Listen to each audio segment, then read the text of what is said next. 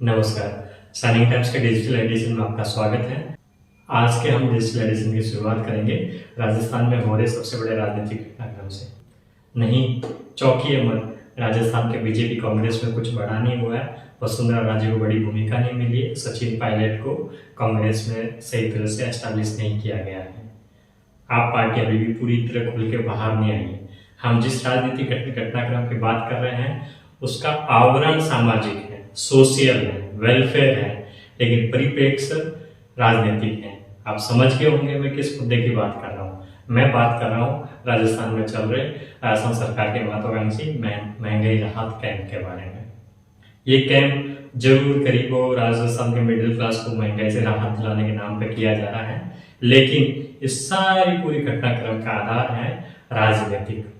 महंगाई राहत कैंप के हम सामाजिक आधार को हम नहीं बताना चाह रहे। हम ये नहीं बताना चाह रहे कि इसमें कितने लोगों को फायदा हुआ, कितने लोगों ने रजिस्ट्रेशन कराया, कितने लोगों को गारंटी कार्ड मिले हैं, कितने लोगों को खुशियां मिली हैं।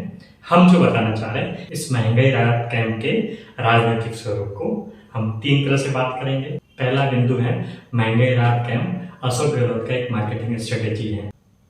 हमेशा कांग्रेस ये आरोप लगाती रही है कि मोदी सरकार काम कम करती है, लेकिन मार्केटिंग की वजह से वो तो देश भर में पॉपुलर है, दुनिया में पॉपुलर है, लेकिन उसी रास्ते पर शायद कांग्रेस भी चल पड़ी है।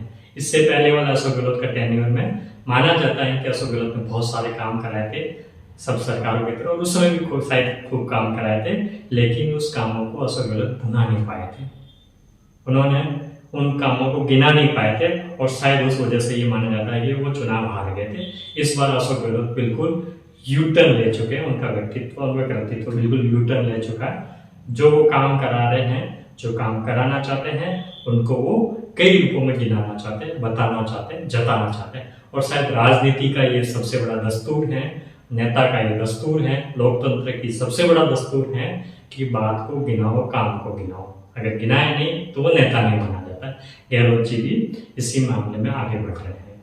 महंगाई राहत कैंप का दूसरा राजनीतिक परिप्रेक्ष्य है सचिन पायलट की भूमिका को कमतर करना, उनके गुट को तोड़ना, उनके गुट को आइडेंटिफाई करके बाहर निकालना। इस राहत कैंप में सभी कांग्रेसी नेताओं की मजबूरी बन चुकी है कि वो राहत कैंप में जाए, सरकार की गतिविधियों के बारे में बताए, लोगों को अपनी एक्टिविटी शो करें, और जो शो नहीं कर पाएंगे वो ये माना जाएगा कि सचिन पायलट के गुट से है।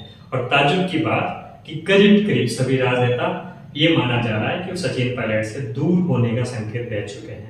बहुत सारे सचिन पायलट के बहुत नजदीकी माने जाने वाले नेता, जिसमें रमेश डूडी भी शामिल हैं, वो भी खुल के महंगाई राहत कैंप में अशोक गहलोत के कामों की और उनकी गतिविधियों की तारीफ करने में लगे हुए हैं। और ये सारी चीजें साबित कर रही हैं कि सचिन पायलट की भूमिका पूरी तरह खत्म हो गई। महंगाई राहत कैंप का ये अशोक गहलोत के लिए सबसे बड़ा अचीवमेंट माना जाता है। महंगाई राहत कैंप की सबसे बड़ी जो स्वरूप है, जो सबसे बड़ा नजरिया देखा जा रहा है, वो ये है कि कांग्रेस का चुनाव का शंखनाद है। इसी महंगाई राहत कैंप के साथ ही कांग्रेस पूरी तरह से मैदान में उतर चुकी है। सारे कार्यकर्ता एक्टिव हो चुके हैं, मंत्री, नेता, सरकार, सभी लोग मैदान में हैं, अपनी अपनी भूमिका निभा रहे हैं। अशोक गहलोत भी जगह जगह जाकर कार्यक्रम कर रहे हैं, महंगाई राहत कैंपों का दौरा कर रहे हैं, आयोजन कर रहे हैं, बड़ी बड़ी भीड़ जुटाई जा रही है और सरकार की योजनाओं को गिनाया जा रहा, बताया जा रहा, जताया जा रहा। अब महंगाई राहत केंद्र को दूसरे नजरिए से देखें। क्या ये महंगाई राहत कैंप सरकार को करने की जरूरत थी? क्या करोड़ों रुपए खर्च करके इतनी कैंपेनिंग करने की, इस तरह के कैंप लगाने की, जगह जगह प्रचार करने की, जगह जगह विज्ञापन करने की, खर्चा करने की जरूरत थी? क्या यह स्वतः नहीं हो सकता था? तो सबसे पहले मुख्यमंत्री अशोक गहलोत से सुनिए, आखिर में महंगाई राहत कैंप क्यों जरूरी था। देशवासियों, सरकार ने पाया कि अक्सर और जिनको सबसे ज्यादा जरूरत होती है उनको मालूम ही नहीं है कि उनके लिए योजना सरकार ने बनाई है, उनके नाम पर इस योजना का पैसा सरकार के पास पड़ा हुआ है, और कई बार जिन लोगों को सरकारी योजनाओं की जरूरत नहीं भी होती है उनको भी लाभ मिल रहा होता है। मुझे लोगों से ये भी बताना है कि अक्सर योजनाओं को जनता तक पहुंचने में बहुत लंबा समय लग जाता है। इन वजहों से सरकार का पैसा या तो जाया होता है या उन लोगों तक पहुंच नहीं पाता जिनको इसकी सबसे ज्यादा जरूरत है।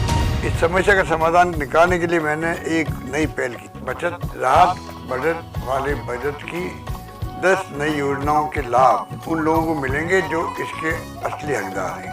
मुख्यमंत्री अशोक गहलोत का नजरिया अपनी जगह है, लेकिन हकीकत क्या है?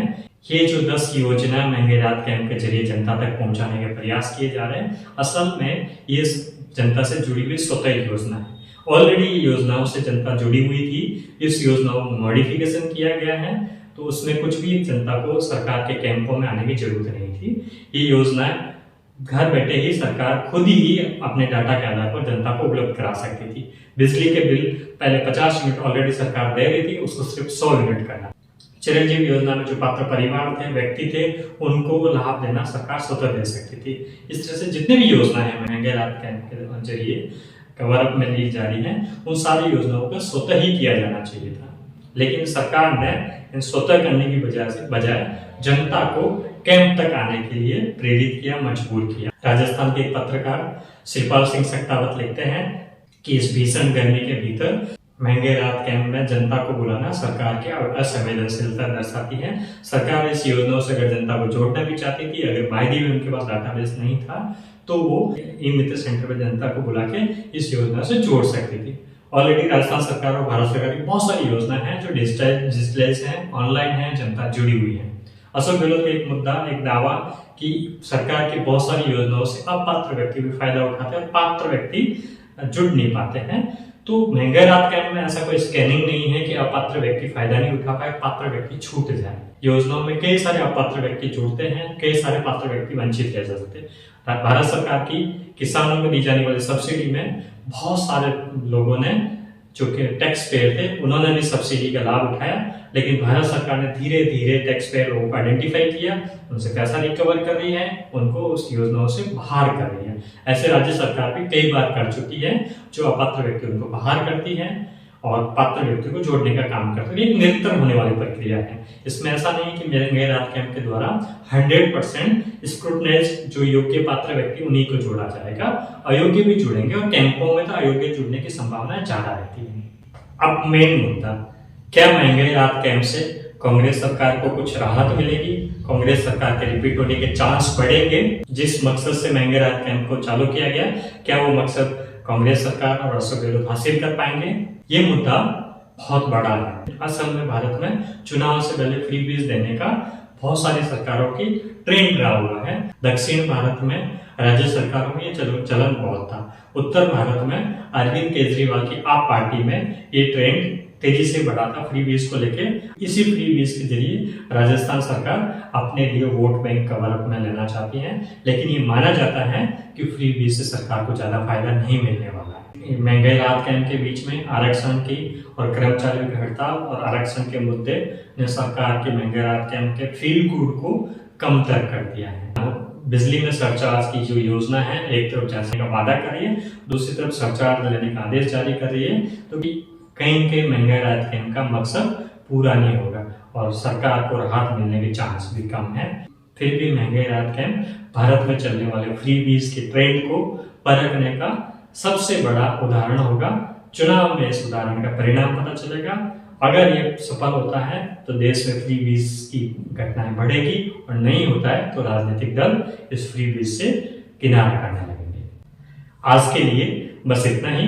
कल मिलते हैं एक नए मुद्दे के साथ में। तब तक सैनी टाइम्स के डिजिटल वर्जन को सब्सक्राइब करें ताकि देश की निरपेक्ष और निष्पक्ष पत्रकारिता से आप वाकिफ हो सके। नमस्कार।